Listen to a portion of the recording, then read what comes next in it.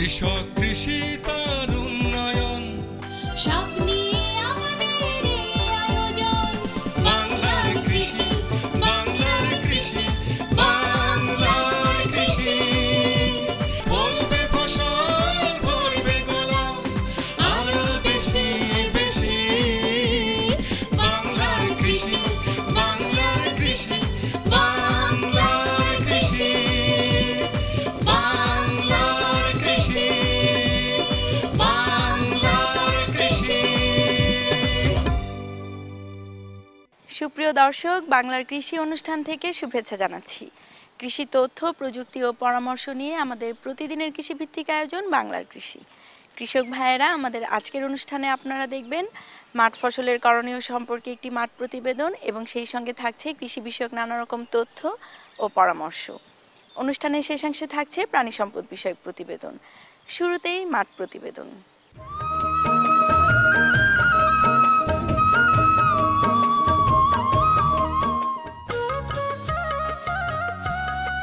উফরা ধান গাছের একটি কৃমিজনিত রোগ। এই কৃমি ধান গাছের কচি পাতা ও খোলের সংযোগস্থলে আক্রমণ করে।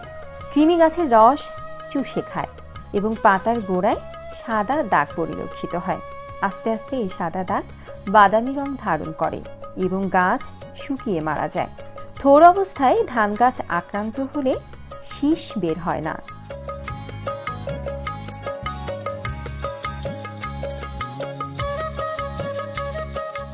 এই রোগ প্রতিরোধের জন্য কৃষক ভাইদের কিছু সাবধানতা অবলম্বন করা জরুরি। রোগাক্রান্ত জমির ফসল কাটার পর খড় বা নাড়া পুড়িয়ে ফেলুন। সম্ভব হলে জমি চাষ দিয়ে অন্ততপক্ষে 15 দিন ফেলে রাখুন। আক্রান্ত জমিতে বীজতলা না রাখাই উত্তম। ধানের পর ধান আবাদ না করে অন্য ফসলের আবাদ করুন।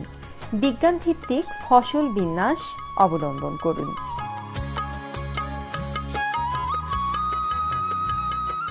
এই রোগ দেখা দিলে ফুরাডান অথবা কিউরেচর বিশেষজ্ঞের পরামর্শ অনুযায়ী প্রয়োগ করুন।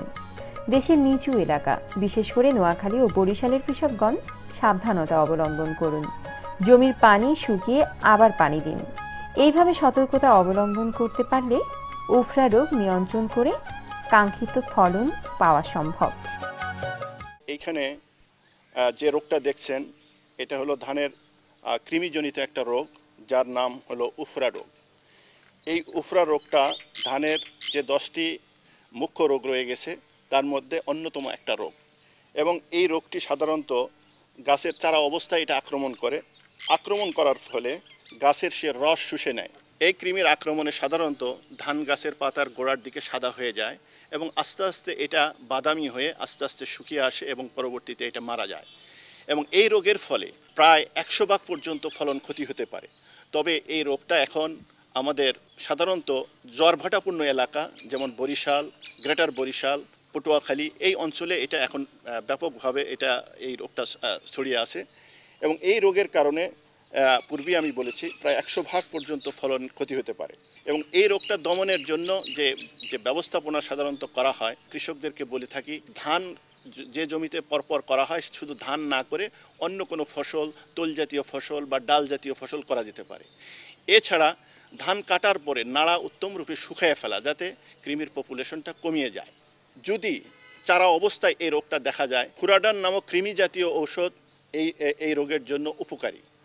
এবং চারাকে ফুরাডানের দ্রবণে 1.5% দ্রবণে যদি 8 থেকে 10 ঘন্টা যদি ডুবিয়ে রাখা হয়, তাহলে এই কৃমি মারা যায়। বীজতলায় যদি পানির ব্যবস্থা থাকে, সেখানেও বিঘা প্রতি 2.5 কেজি হারে যদি ফুরাডান প্রয়োগ করা হয়, তো তাহলে এটা সফলভাবে দমন করা যায়। ফুল আসা পর্যায়ের আগে যদি আক্রান্ত হয়, সেই ক্ষেত্রে মাঠে যদি বিঘা প্রতি 2.5 কেজি হারে ফুরাডান প্রয়োগ করা হয়, তাহলে এটা সফলভাবে দমন করা সম্ভব। এটি একটি পানিবাহিত রোগ, এটা বীজবাহিত রোগ নয়। পানির মাধ্যমে এটা দ্রুত ছড়ায়। এজন্য এই রোগটা সাধারণত আউশ এবং আমন মৌসুমে ব্যাপক দেখা যায়, সাধারণত বড় মৌসুমে তেমন একটা দেখা যায় না।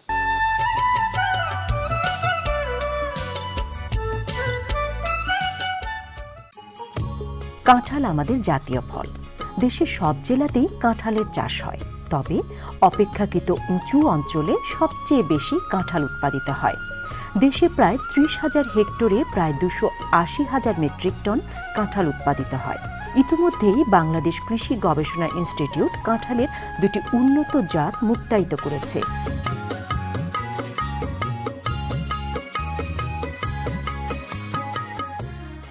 কাঁঠালে 2 ধরনের ফুল হয়, পুরুষ ফুল এবং স্ত্রী ফুল। পুরুষ ফুল সাধারণত ছোট থাকে এবং এই পুরুষ ফুলের যে বোটা কিন্তু চিকন থাকে। আবার স্ত্রী ফুলটি সাধারণত একটু আকারে বড় হয়। এর গলা একটা মালার মতো থাকে এবং এর যে বোটা মোটা থাকে। কাঁঠালের পুরুষ ফুল কিন্তু এটার এখান থেকে যে পরাগ রেণু সেটা স্ত্রী ফুলে গিয়ে কাঁঠালের ফল উৎপাদিত হয়।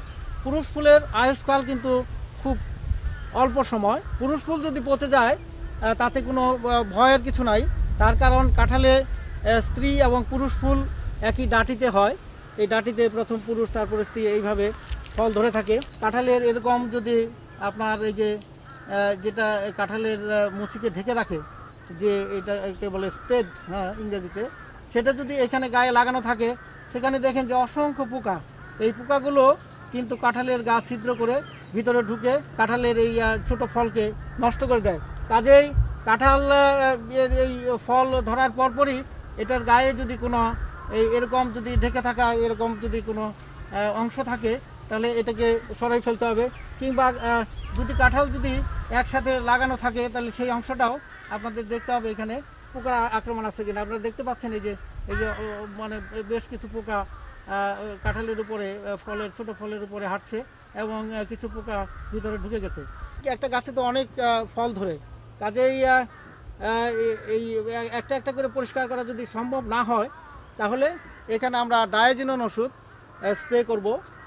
ডায়াজিনন 2 ml প্রতি লিটার পানিতে স্প্রে করে দেব পরিষ্কার করার পরে। আরেকটা হয়ে থাকে যে কাঁঠালের যে ফল ধরার পরে এই ফল পচে গিয়ে আপনার ঝরে পড়তে পারে। এটা কখনো কখনো হয়ে থাকে। সেটা হলে আমরা এখানে ব্যাভিস্টিন কিংবা ইন্ডোফিল ওষুধ 2 গ্রাম প্রতি লিটার পানিতে দিয়ে স্প্রে করতে পারি। সার ইউরিয়া, টিএসপি, এমওপি সেই সারগুলো দিতে পারি, কিংবা আমরা গোবর সারও প্রয়োগ করতে পারি। তবে এটা ফল ধরার পরে আমরা সেই সারগুলো দেওয়া দরকার, কিংবা ফল ধরার আগে দিলে সবচেয়ে ভালো হয়। বাংলার কৃষি, বাংলার কৃষি, বাংলার কৃষি। দেখছিলেন প্রতিদিনের কৃষিভিত্তিক আয়োজন বাংলার কৃষি। আপনাদের এই সময়ের করণীয় সম্পর্কে জানাতে আমাদের এই আয়োজন বাংলার কৃষি। সঙ্গেই থাকুন। এখন দেখবেন প্রাণী সম্পদ বিষয়ক প্রতিবেদন।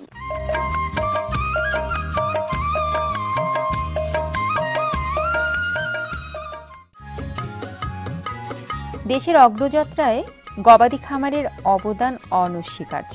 অনেকেই পারিবারিক খামার করে সফল হয়েছেন। ঢাকার অদূরে রূপগঞ্জ উপজেলার পড়শি গ্রামে এমনই এক পারিবারিক খামার, যা উদাহরণ সৃষ্টি করেছে এই এলাকায়। প্রথমে একটি গরু দিয়ে খামার শুরু করলেও এই খামারের বর্তমানে বাছুর সহ গরুর সংখ্যা 10টি।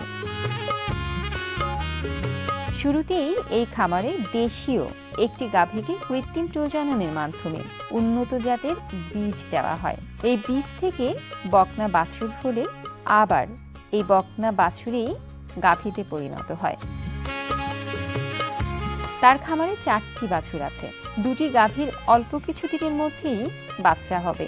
এই পারিবারিক খামারটি ঢাকার খুব কাছাকাছি হওয়ায় দুধ উচ্চ মূল্যে ঢাকায় এবং স্থানীয় বাজারে বিক্রি হয়। এই এলাকায় দুধের ব্যাপক চাহিদা এবং খামারে দুধের মান ভালো, কারণ গাভীকে কাঁচা ঘাস দেওয়া হয়। ষাঁড় বাছুর হলে এই 2.5 বছরের মধ্যে একটি বড় ষাঁড়ে পরিণত হয় এবং 1 লক্ষ টাকা বিক্রি হয়। আর বকনা বাছুর হলে দুধ এবং মাংস দুই পাওয়া যায়। একটি সাধারণ পরিবারও মাত্র একটি গরু দিয়ে একটি খামার করতে পারে। ঠিকমতো পরিচর্যা করলে ছোট্ট একটি খামারও বৃহৎ একটি খামারে পরিণত হতে পারে। গরু আয়ে গরু দেখাশোনা করি, মানে দেওয়ান লাগে কোনটা কি লাগে ওইটা জোগা দেই। দুধের বাজার ভালো বালাটা বিক্রি হয়, এনতে বাসাতে এসে নেওয়া যায় এরা।